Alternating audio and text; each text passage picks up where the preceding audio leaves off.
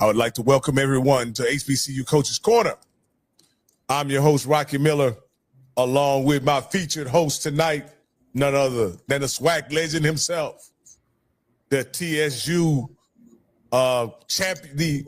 You're not the only TSU championship coach, but one of two. Hey, coach, ain't none of them living, coach. Ain't none of them living with me.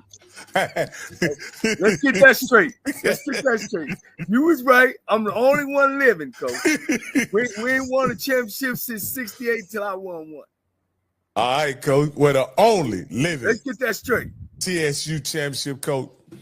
I want to thank all you guys for being here tonight. I know you guys could be anywhere in the world doing anything, but you guys decided to tune in here with me and Coach Cole. Campbell is on the way. He let us know he handling some FAMU business, and he'll be right here. You know, FAMU takes priority over HBCU Coaches Corner. I want y'all to get on him when he get here and let him know that, hey, we got something important going on here. But with that being said, Coach, you know how we started off. Coach, how you doing?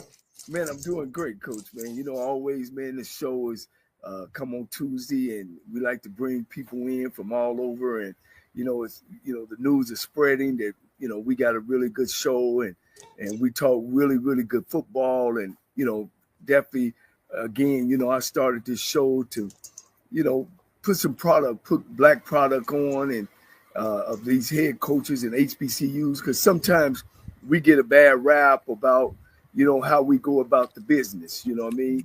And to be able to have these coaches, these head coaches come in and talk about who they are and their philosophies and all that good stuff, and their players as well. So, you know, things are working out, man. God has answered he answered a gift for mine that I'm able to do that.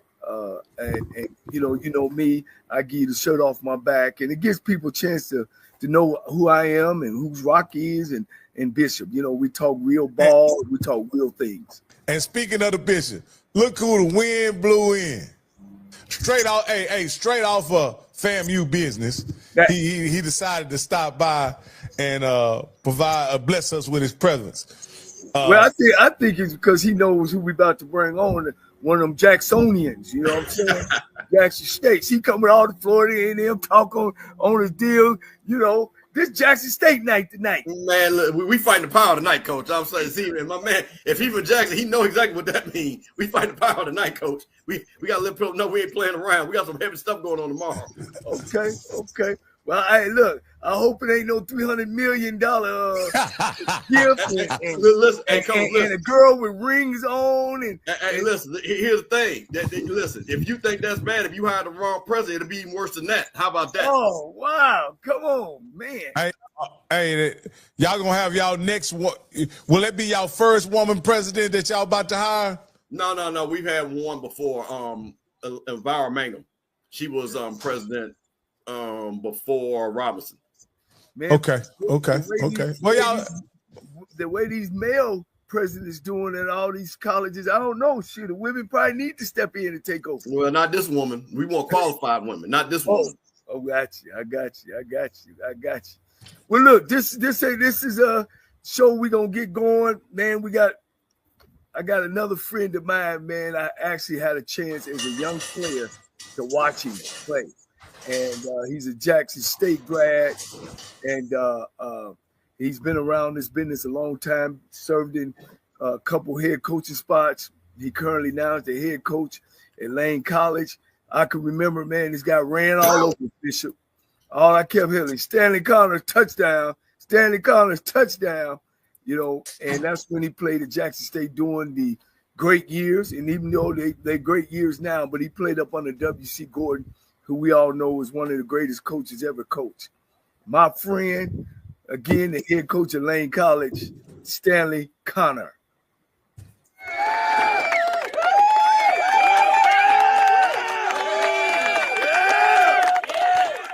Hey, let me bring Coach Connor up. Yeah, that looks a little better, Coach. We were just getting the top of your head. We just getting the shine off your head. Hey, I know how it is. Coach, is that the only sign I left? Man, we got to get your office.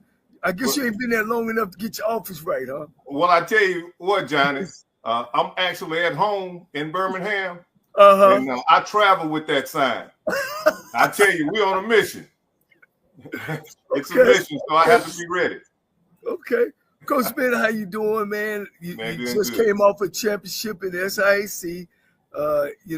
Mystery that you coached at the University of, Benedict, and you've been around the conference, and you coach with a great and Sham Shade, who's been on our show 2 or 3 times.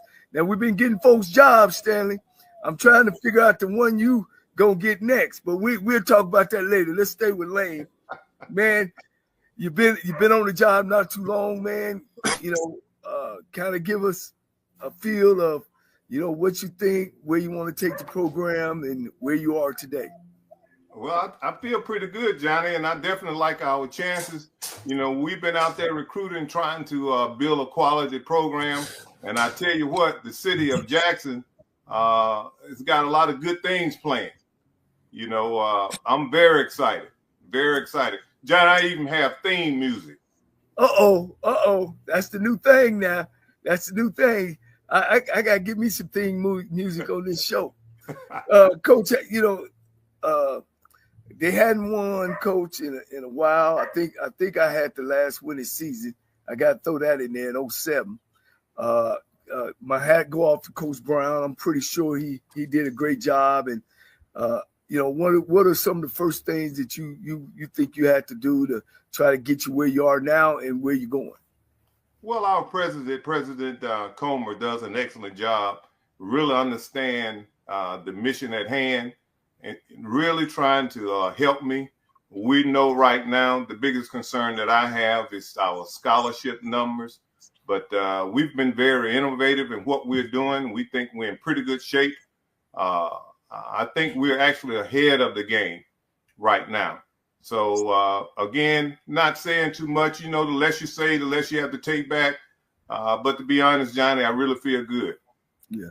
I remember my time there, and I didn't realize founded by Isaac Lane, who was a Baptist preacher, I want to say. And I just didn't know the history. But it has a lot of history. It's one of the oldest black colleges that we have. And I didn't know they had so much alumni support that they do. Have they displayed that to you? Or yeah. There's a lot, like I said, there's a lot of good things going on. The scholarship banquet that we had, it was a tremendous event, better than I expected. They really turned out. Again, the support has been great. And I just, I can't wait till the season gets started. Yeah.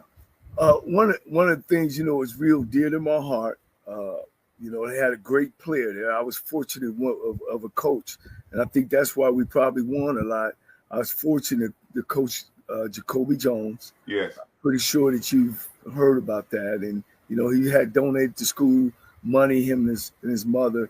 Have you had a chance to have that came up yet, or is it y'all looking to maybe do some around his name? Because, he's the first. We're not going to forget about Jacoby. I was fortunate enough to work with Jacoby. I worked as a consultant at one time when he was a young coach. I actually worked with his mom for a couple of years at Miles. Okay. And, of course, we had great conversation. So it was quite a shock, when he passed.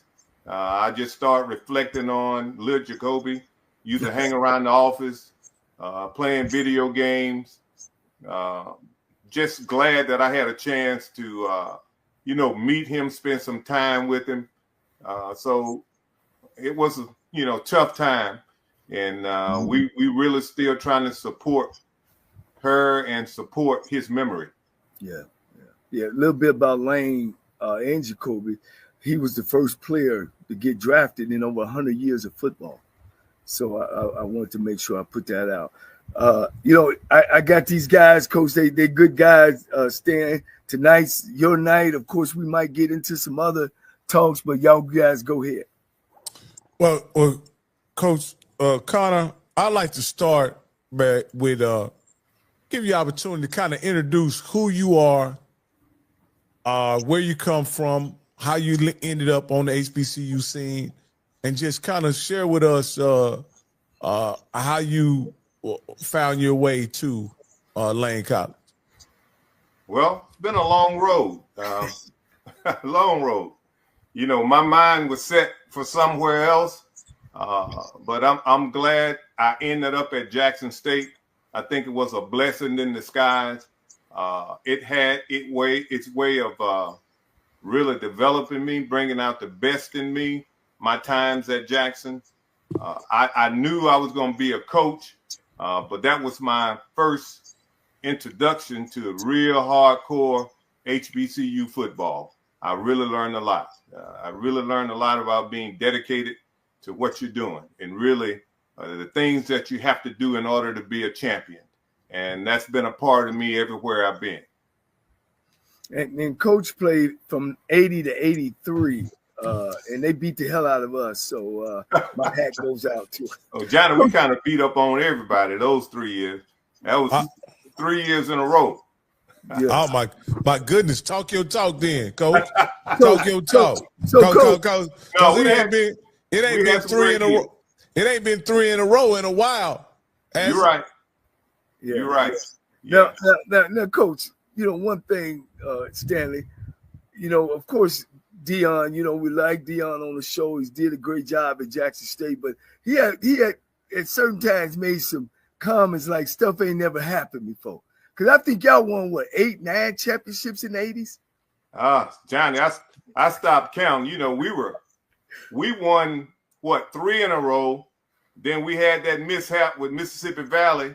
You remember that big shootout they had with Alcorn? Yeah. And then we came back and won 6 in a row. Yeah. Undefeated, if I should add that in there. Yeah. But my time at Jackson, we won 3 championships, went to the playoffs twice.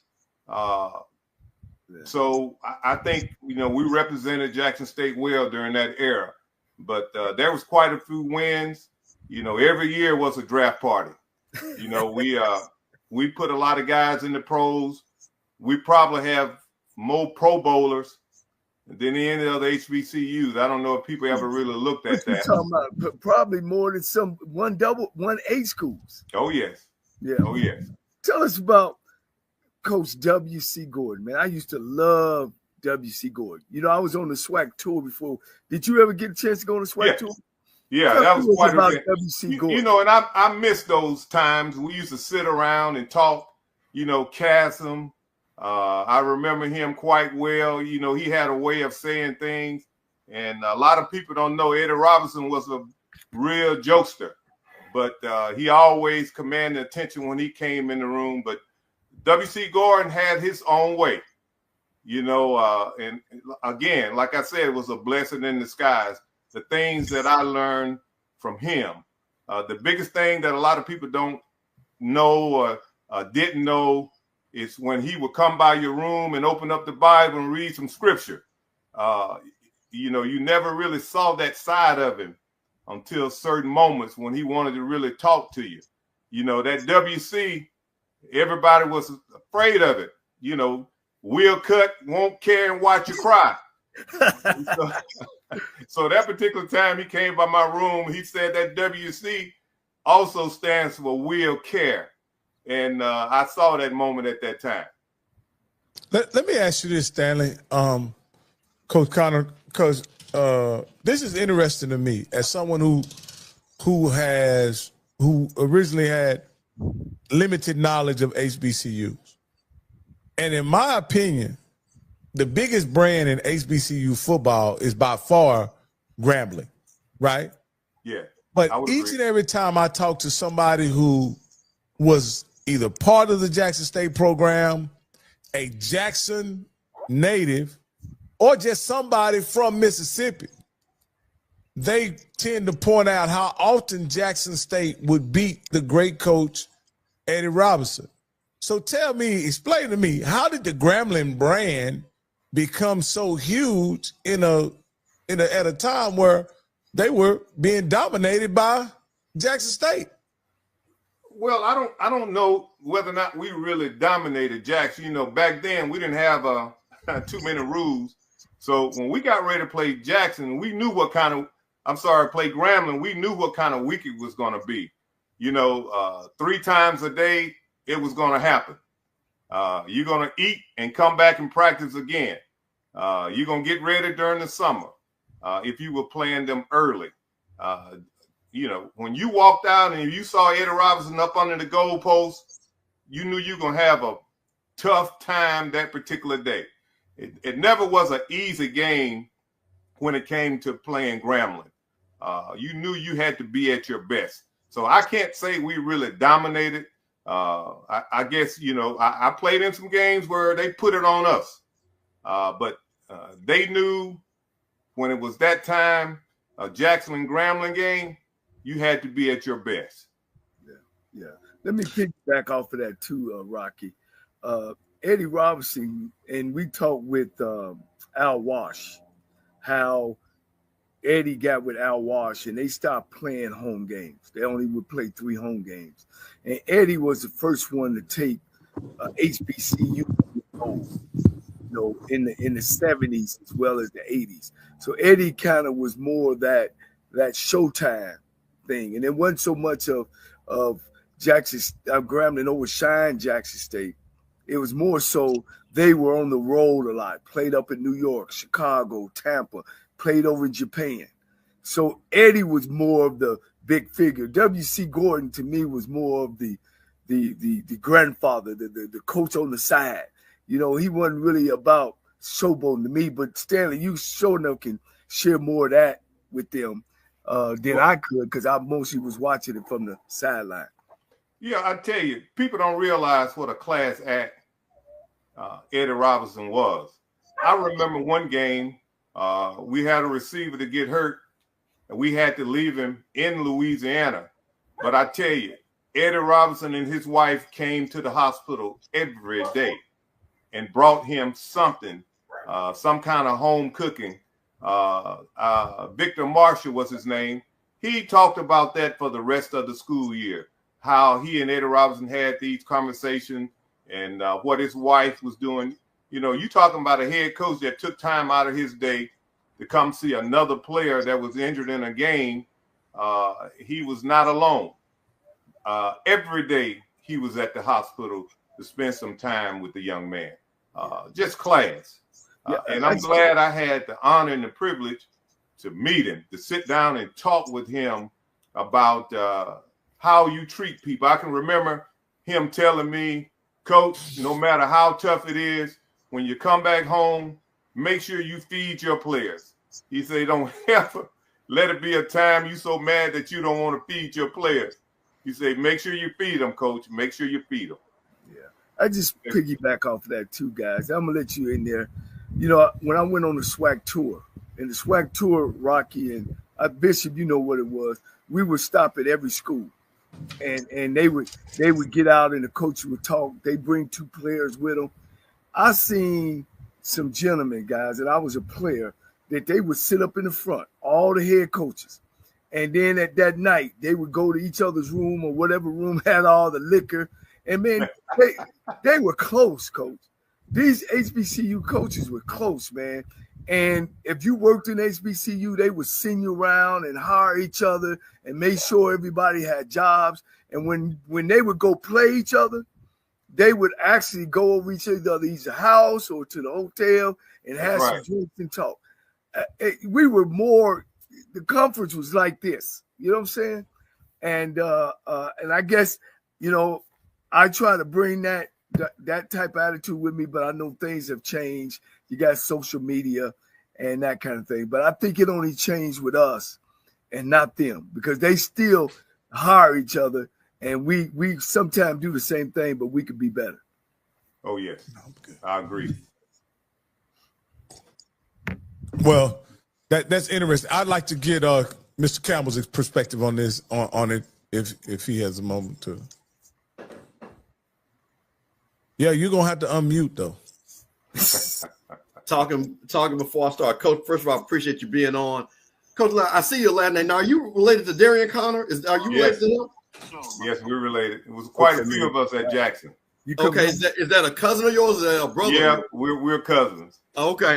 So hey, listen, Rocky. Now that Connor name, those are real ball players. Okay, so that's exciting. Now, Coach, you know, like you said, you played at a time. Again, I'm from Jackson, saw those great teams in the 80s, grew up during that time. And one of the things that I always admired was, as you say, the talent on those teams, the amount of talent. And I told guys this, and I had Rocky as our newest guy. He came, I called him a primate. He came with Dion came. And they were shocked when I told them. I said, hey, man, those guys in the 80s, in a 5-year period, had like 25 guys drafted. I don't think people understand that. So with that being said, you looking at all the level of talent that you played around, who was the player that you played with that you said, hey, man, that guy was special? And one that you played with and one that you played against? Played with, I tell you, the guy that I always remember is Carl Roberts. You know, he played in the USFL, played with Doug Williams, but Carl Roberts was some kind of machine. I mean, 6'2", 6'3", maybe 260, 270. But he was the meanest thing that ever put on a pair of shoulder pads. I mean, run like the wind. You got to understand now, he's an offensive lineman. And we would run that sweep or what have you. You can count on him being out front. I tell you, he was so tough. In the NFL, they wanted him to play linebacker. They brought him in to make him a linebacker. He was just that tough. But he was an offensive lineman that can run it, dedicated to the weight room. But you can count on Carl Roberts. I mean, I will remember him for the rest of my life. You know, I've seen some good ones, but I remember Carl Roberts. Some players, I think Dent. I guess I remember Richard Dent. As a young guy, freshman, we got caught in the tunnel. I believe they was waiting on us. So when we came to practice that day, they were in the tunnel. And there it was. You know, you got to think about it now. 6'5", 6'6", 6'7". And we were just as big. And I'm only about 5'7". So, you know, I was in the wrong place at the wrong time. But you talking about scary. But Richard Dent was quite a football player. Now Rocky. Now, of course, I know Rocky knows who Richard is. Now, you're talking about, see, this is what, and Coach, I just want to make this point. You just named a Hall of Famer that you saw and played against. And that's the thing that, again, you know, because things have changed, but that's what's so exciting when we bring people like yourself on, that was the level of talent you guys played every week. You literally played against a Hall of Famer every week. All the time. You know, you talking about Everson Walls, Doug Williams, Mike Williams, Victor Hall, Jackie, Coach, all of them, and Jackie Walker. Yeah, Robert Brazil. Coach, it was crazy, Coach. I just 5'9". I was the holder. I would hold for the kick. And man, I'm seeing these big old huge men, but all I ever heard, Stanley Connor, touchdown. Stanley Connor, touchdown. Stanley was Johnnie, you may have had me confused with somebody else. Man, you know, I was a role player. Yeah, right. Yeah, right. Okay, Rob. Hey, Coach Connor, in your coaching, so you were a running back not only at Jackson State, but you played also on the pro level. Can you tell us about where you played and your experience there? Well, actually, I was fortunate enough to play in the USFL. Didn't get a chance to stay around long. Marcus Dupree and myself, we had the same agent. So we spent a lot of time together, and we, you know, got a chance to know each other, talked about some personal things, and, you know, talked about that injury he had. And he really had already predicted that injury, as a matter of fact. But it didn't get a chance to have that kind of career that I was looking for. So had a chance to go to Canada, Ottawa Rough Riders, had basically the same experience, you know, just getting a chance to prove to myself that I can play on that level was the biggest thing about that, you know. And so after that, I was really satisfied and knew that I wanted to be a coach. And that's when a guy named Jim Parker, just like Johnnie was saying, those guys took care of us. All we had to do is let them know we wanted to coach, and they took care of us. They found a way to hire us. You know, Jim Parker was the head coach at Alabama State at the time. You know, so I wanted to go back to Jackson, but Jim Parker told him, no, let him come on down here with me. And that's what I did. Spent some time with him, learned a lot of great things. You know, it wasn't GA, and back that time, you went to work. You had your own room. It wasn't just going, picking up clothes. No, you had to coach. And that's what they made us do. And I really appreciate it. I thought it was rough at the time, but I really appreciate it. All right, Coach. We got you up. We done went through your past a little bit. We done got you up to. We talked about how you got here, Coach. But you got a pretty big task ahead of you, Coach, there at Lane College, right? Yeah. As Coach Cole pointed out, the previous guy who was on our show was relieved of his duties, primarily because they didn't win, Coach. What's your plan to get Lane back in the winning column and a respectable school in the SIAC? Oh, I tell you, it's divine intervention. I was in the room. I tell you, it was this envelope. And they said, in case of emergency, open that envelope. It was a letter from Johnnie Cole. So I say, this is an emergency right now, so I'll open it. So he say, develop a plan and stick with it, but be flexible, but stick with what you believe. And that's what I'm going to do. Johnny used to have his theme. I don't know if y'all remember Cold-Blooded. That was the thing when Johnny hit the state of Alabama, Alabama State. It was all about cold-blooded. And that it was, but a lot of people don't remember. Johnny did a great job at Lane College. Can't remember exactly what the record was, but I do remember presenting Johnny with the trophy from the Alumni Association for being Coach of the Year.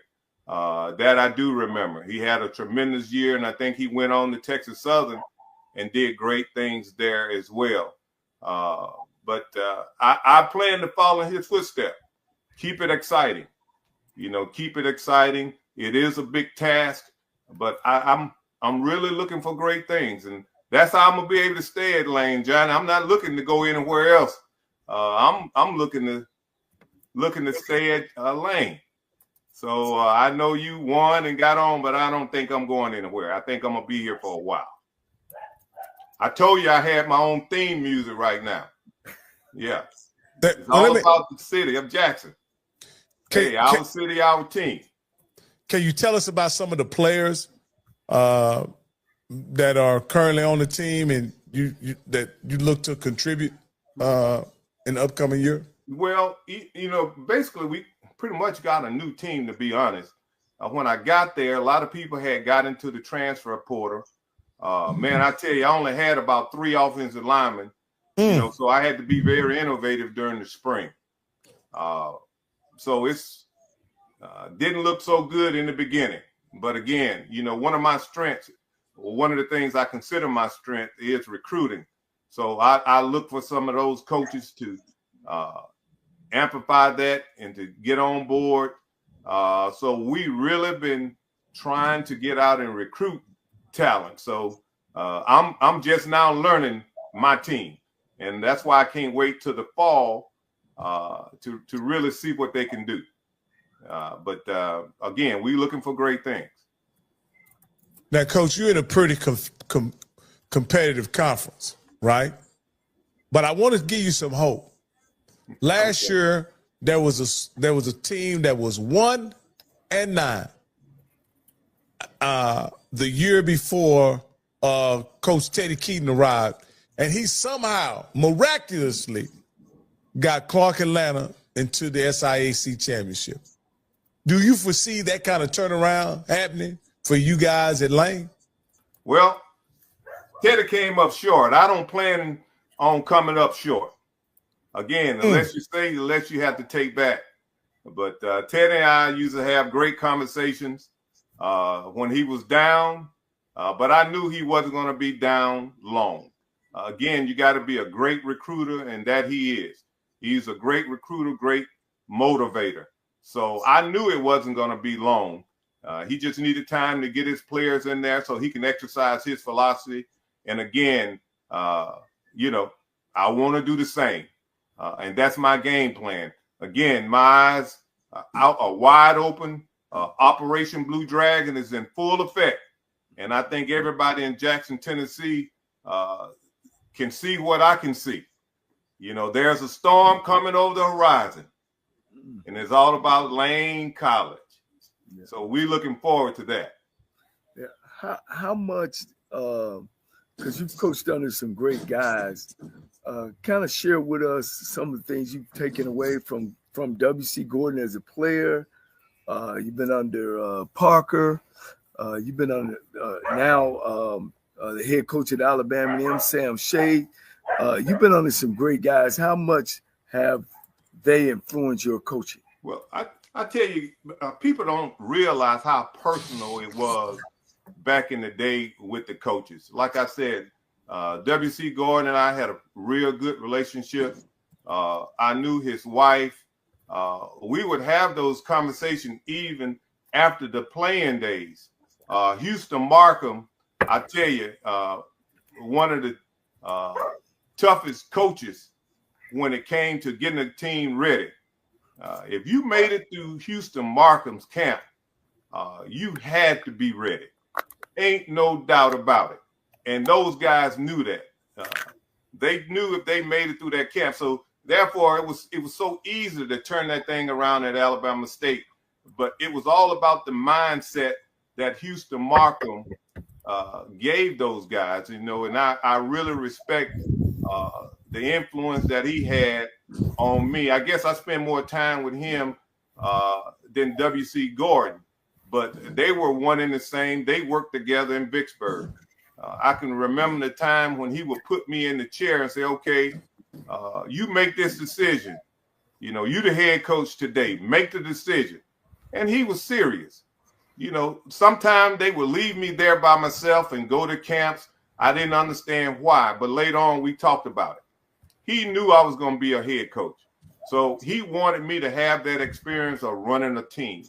And that was the best experience that I could have. I didn't see it at that time, but it actually gave me the edge. Cardell Jones was my position coach. He went on. McNair, set records. But Cardell Jones was my position coach. I knew he was going to be successful at Alcorn when he took the job. But all those guys did it the same way. You know, the old-fashioned way. They earned it. And I took that with me everywhere I've been. And I continue to do that here at Lane. We're going to earn it. We're not asking for anything. We're going to earn everything that we get. Now, Stan, was you on the national championship team at Alabama State? I had just left. I took another job. That was 90, I believe, 89, 90? Yeah, 90, yeah. 90. Yeah, with Ricky Jones. Yes, sir. Yes, sir. Yes, sir. He could, and Barlow. And Barlow, yes. Yeah. We've had him on our show as well. Now he's the new coach at Tennessee State. If I'm a parent, I'm looking at this show, Coach Connor. What would you tell me to make me want to bring my son and bring him to Lane College, just for you and also the college? You're going to be treated like a man. And I'm going to make sure you're ready for this thing we call the real world. You may not know it when you get there, but we're going to talk to you about the power of potential and what it looks like. And before you leave there, you're going to demand your power. And we're going to have you equipped to get it. When you walk in a room, no matter who you're around, kings or queens, it doesn't matter. You're going to be able to stand out in that room. That's the way we see it. That's the way we work. Dr. Comer has this thing, next level of excellence. And that's what it's all about. We're all about igniting our players, giving them the information, and then the impact, giving them the voice to you know, to have impact within the society, within this world. So we're gonna change this thing one family at a time, one community at a time. We're looking for great things this year from Lane College, and I think the time is, like I said, the time is here. The setting is perfect. Again, John, I keep saying these people are excited. I never had theme music. I keep telling you, we have theme music. So, and you know, we got to listen to just one of the clips. I have about 4. Now, Coach, wait a minute, hold on. Now we got to do this right. Wait a minute, hold on, Coach. Where are the clips on the social media so we can? Where is it at? Well, you know, I can't. We can't put it out just yet. Oh, okay. But, you know, I can give you all a sneak preview of one of them. If we have time that I can just let you listen Coach, to one of them. This your time, Coach. This your time. We usually 3 hours, but we just in 36 minutes. Touchdown in Jackson with fire in his eyes and purpose in his stride. New to Lane, new to the West. Can you hear that? But already home. Yeah. He's not just calling plays, he's calling a movement. Operation Blue Dragon, his battle cry. I see your head, Bob and Johnny. I like that. Hey, Coach. Sound like you're on a game show, Coach. A mission to awaken greatness, to raise Lane College football to its rightful throne. With no other college team in West Tennessee, the spotlight is ours to own. Every practice echoes with energy, every rep is a promise. Yeah, Dion Now, so Saga grind harder. continues Play in smarter. Lane College. The Coach Stanley College. home that Johnny built. Football, this is Lane rising. Red and blue blood runs through our veins. We are the proud Texans. The Dragon. All right. That sounds. Oh, So y'all got it going, man. Hey, Coach. Let Somebody me ask you this here. Connors, they asked, are you recruiting the northern part of Alabama? what was that again? Are you recruiting the northern part of Alabama? Am I recruiting the? The I can't northern get this part. thing. I can't get it to come off now. Everything's fired up. You were speaking about recruiting. Yeah. Well, we were recruiting all over. Okay. You know, my big contacts are in South Alabama. I'm known in that area, but we've been recruiting all over. To make this thing work right now, we really have to recruit this Tennessee because we get the biggest value out of our dollar, so to speak, because Tennessee does a great job with their grants and what have you. We're able to really focus on the Tennessee area. Okay. Coach, what can we expect to see on September 6th when you line up against Lincoln University this upcoming season? Like I say, I always say, what would Johnny do? And Johnny would go deep the first play to set the tone, so that's what we're going to do. The first play of the game, we going deep. Y'all been talking. All of them been talking, Coach. I'm just That's saying. the word. That's He what gonna you do would do, some right? trickery. Oh, yeah, triple reverse. I remember. Triple reverse double pass. We ain't ready for that, but we can throw it deep. We recruited speed and size on the outside, so we're going to throw it. Well, I'm gonna have to call Coach Moses at Lincoln. That's one of my guys.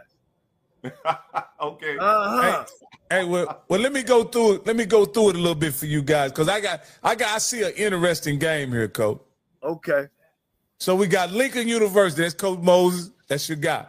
Yeah. Then we've had the coach from Allen on the show as well. Really nice guy. We like him. But Coach, on September 20th, you make a trip back to Alabama and play somebody you know very, very, very, very, very well. Sam Shade.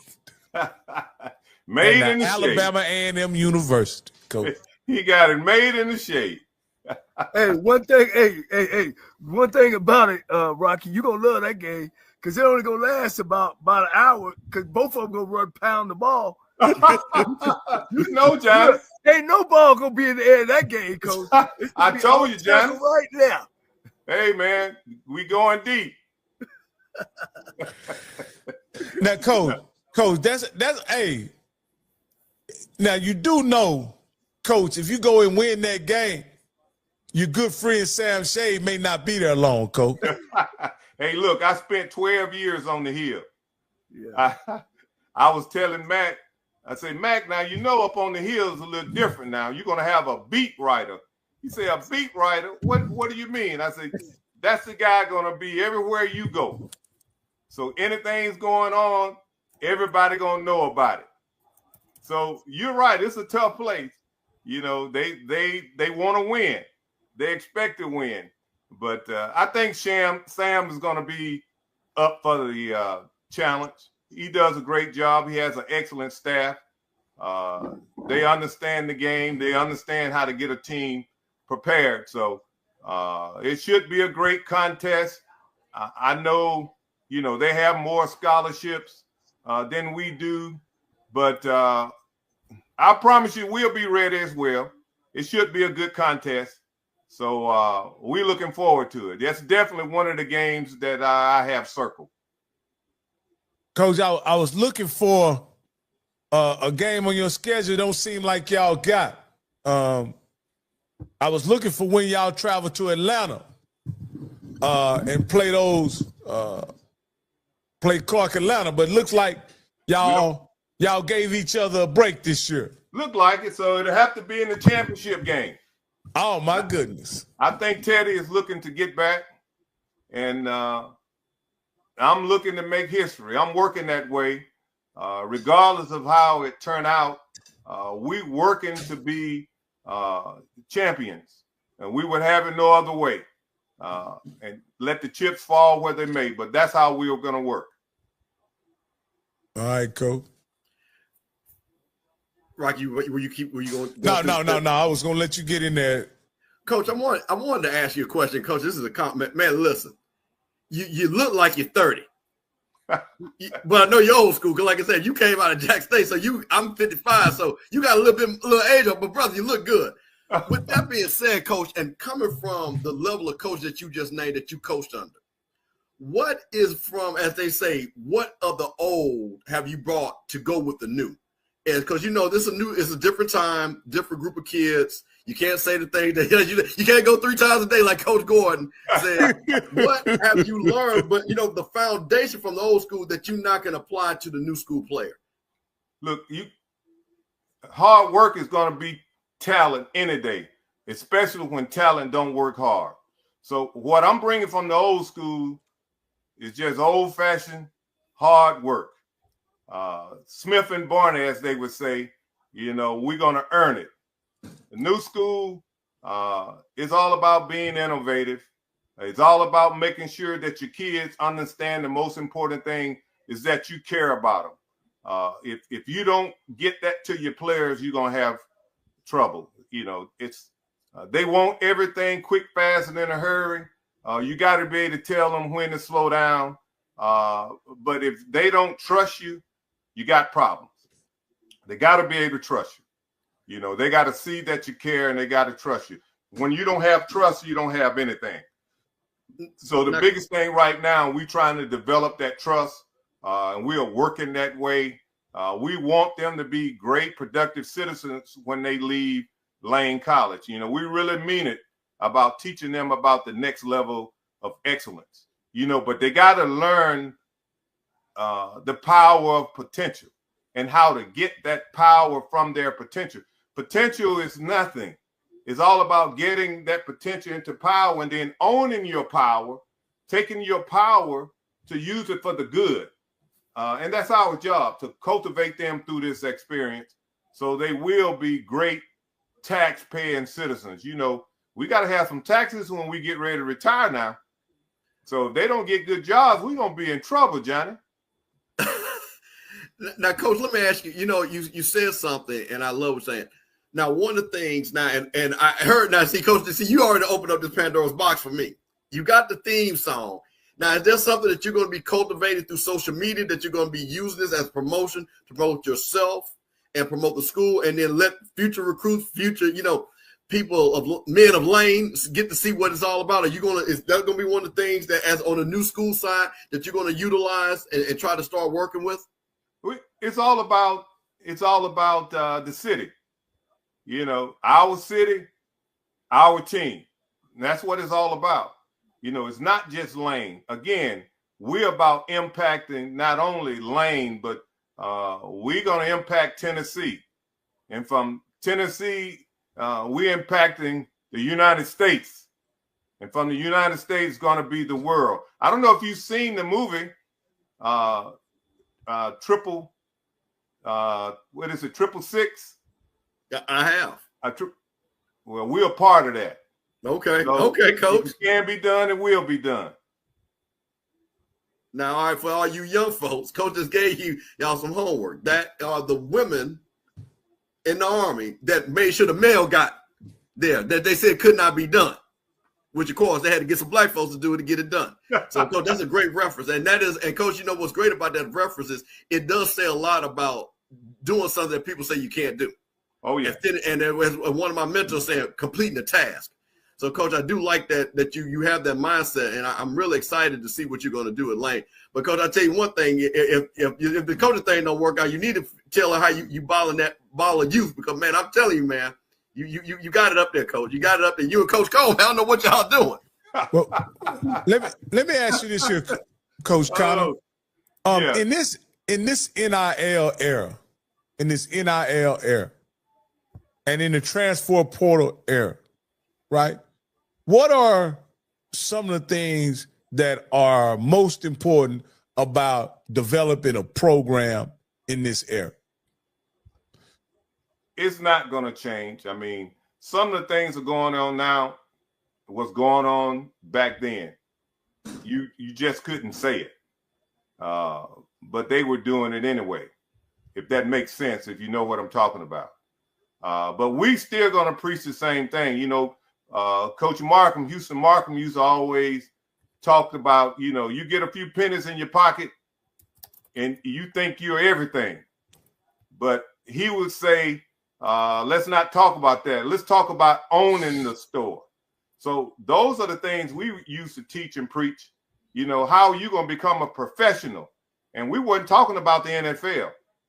We was talking about becoming a professional in what we were doing and how we had to get there. Again, it was all about recognizing our potential, but recognizing your potential wasn't good enough. You had to work that way. And it was all about treating people right, doing right because it's right to do right for no other reason. So, you know, we're not looking into the NILs. It'd be good to let those guys get that money because it started out that way. It was all about giving the kids an opportunity to get some of what they were building. You know, we were the ones out there playing. And I think, well, matter of fact, I know they deserve to be paid, but right now we can't govern it. We got to find a way to govern what we are doing because it's really getting out of hand. Again, the purpose started out right, but it's getting out of hand right now. We got to find a way to govern what we're doing to make it work. You know, this demanding so much money in high school, getting 6 figures offered to you to move from one high school. We losing everything that we've been trying to build, you know, when it comes to developing good men and women. That's what it was about. You know, creating a person in society that can go out and create the biggest impact in their community. You know, education is still one of the most powerful tools. We can't lose sight of that. You know, right now, they don't realize the only way you can make the money, you got to keep transferring So therefore, you're not going to get the most important thing, and that's your degree. Because in the end, you're not going to have any eligibility left, and you're not going to have any money to pay for your degree. So it's going to be counterproductive because we've lost sight of what we really was fighting for, and that was just getting part of what we deserve.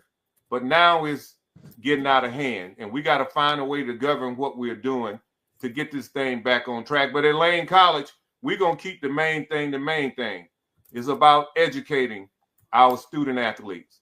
We're going to do that.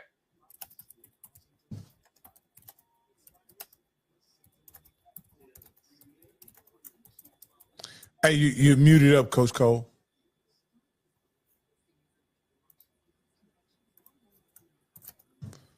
I can unmute you. I don't know how you ended up muted.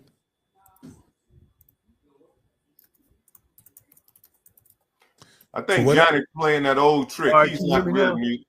Yes, I can hear you now, Coach. All right, you can hear me now, right? Yeah.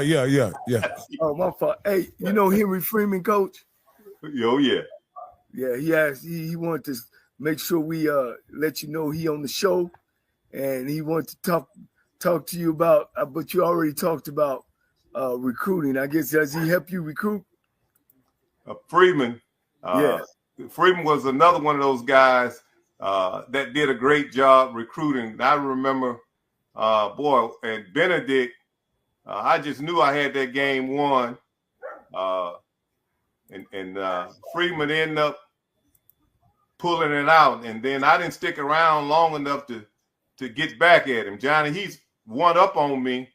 And we got to get both of y'all back because I owe both of y'all. You know, we got to find a way to get you back, get Freeman back, because if not, I'm going to go to my grave trying to catch up. Now, Coach, you know, when we was at Tennessee State, we was a machine, Coach. I think if we went back there today, we might score 4 or 5 more touchdowns. I heard that. You know, Freeman's always been one of those defensive minds. And now Copeland's taking right after him. Yeah. Freeman is a great friend. I know he's going to do great things where he is right now. But it would be nice to get back. I think we need to try to get back, Johnnie. Well, you know, Coach, man, I don't know. You know, I've got other interests, man, but, you know, you never say never. You know what I mean? You know, when it's time in August, you know, you get that green grass smell, man, you know. So, no, it never leaves you, Coach. It's just the right opportunity these days. You know what I mean? Yeah, I definitely understand. I ain't no young pup. I ain't sleeping underneath the desk and on the couch and staying over.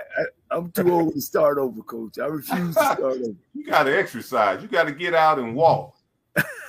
I do a lot of bike riding, Coach. And you know, I'm out here in Arizona now, so you know we do a lot of hiking and all that kind of stuff these days. Yeah, I'm looking at it. I thought you were in California somewhere. I was trying to figure it out. Yeah, I'm close. I'm next to it, Coach. But man, you got my guy Moses Harper coming at Lincoln. Man, that might be a game I need. Now y'all go to them or they come to you guys? They come to us. Okay. But we go to A&M. Oh, wow. But the other game is Miles. They come to us for homecoming. So now, Coach, I got to ask you, some of the people are asking, and I got to ask you too. Let's talk about, have you decided what you're going to do offensively? I know the game has changed, you know, from when we were coaching, we were more balanced. Then they went to more throwing the football, but I know what you like. You know, are you going to run the option again? You know, is that a secret, or can you tell us, you know, your style on offense and your style on defense? Hey, I tell you what, when I was in Canada, I fell in love with the run and shoot. Okay. You know, Miles Davis did a great job with teaching that offense. I had the pleasure of working with Kevin Gilbright, but I always thought I could make it simpler. And that's what I've done. I've made it simpler. And to be honest, Johnnie, I combined the two. Okay. So I often ask myself, what would I do if I had the worst talent in the world? One thing I knew I could do was run the football. Whenever there was option involved, I could move the football. And that has hold true my whole career. I would always have, if not 1, 2 out of the top 4 rushers wherever I've been. A lot of people don't remember that I coached a Heisman Trophy winner, not a Heisman Trophy winner, but a Heisman Trophy candidate back in the 80s. 88, 8, and 9, a lot of people don't remember that was Brad Baxter. Woo! Yeah, Brad was almost 2,000-yard rushers. Yeah. But I had a run at Alabama A&M for years. We would always be the top rushing team, top 10. So you got to be able to run the football. That's a given. But you got to be able to throw it as equally as well. And then I think the run and shoot is going to give us that ability. But, I was unfortunate. The other places I've been, I didn't really have the scholarships to recruit like I wanted. I had to make sure that the defense was set. Mm-hmm. Well, with President Comer giving me the opportunity to up my scholarships, I've been able to balance that. So we got talent on defense and offense. So, I got those big, tall guys like you had back in the day outside. Mm-hmm. And that quarterback who can throw it a mile. So we're going to combine the two. So between the two, we're going to find a weak spot. And that's how it's going to roll that game. We're going to find out where you're not prepared, and we're going to go from there. Yeah. And, looking at the spread, and you could appreciate this, Coach Connor, it ain't nothing but option game. You know what I'm saying? It's not, don't block the backside tackle. That back come out underneath. It's the same thing as veer option. You don't block the front side tackle, and that fullback you read. If he slam hard, you pull. If he get up, you give it to him, and he run up back underneath. It's the same. It's the same concept, but you coming from the gun as opposed to underneath the center. Right. Some people think it's this is the new stuff. But really it's not. Yeah, it's tough to blitz, and it actually adds because you're not all the way up in the line, so you can see your read just a little better. And it's easier for the quarterback to run his option progression route, to read it, to read the option routes. So, it's just something that I've been looking at for a time and doing part here, part there. But a lot of times when I was head coach, I let the offensive coordinator run what he wanted to run, just try to stay out of the way as much as possible. But this particular year, I'm running the offense myself. So I'm going to do all the things that I thought I could do. We putting it all together right now. So I guess that's another reason why I'm excited. My name is James Jr., and I won $500 on the lunch money for keeping up with the Jonas Bracket Challenge.